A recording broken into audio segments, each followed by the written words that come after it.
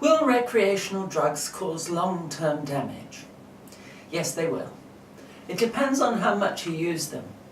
Particularly young people like to try recreational drugs. You like to try some dope, or some speed, or some acid, or some ecstasy.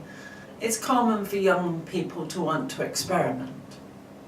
However, constant drug use can in fact cause long-term damage to the body and to the brain.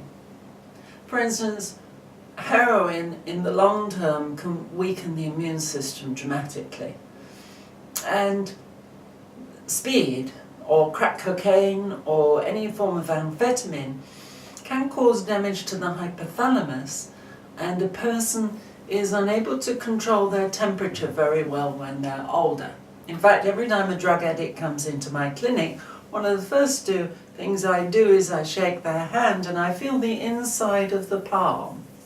And if the inside of the palm is clammy, wet, damp, warm, it's an indication that person has an addiction or has had an addiction.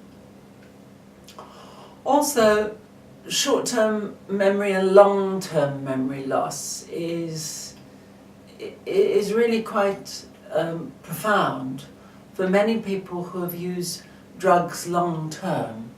And I have seen patients who literally can't remember very much about anything. I had a chap come in some weeks ago and he couldn't remember a whole decade.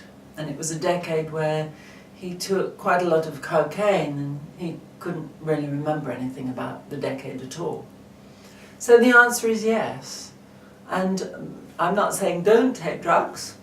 What I'm saying is make an informed decision for harm minimalization. And, well, depends on your culture, depends on your life, and it depends how often. Yes, we may live in a society that makes all drugs illegal, or in a society that makes drugs partially legal. However, all substances that are taken long term will have a dramatic effect on the body.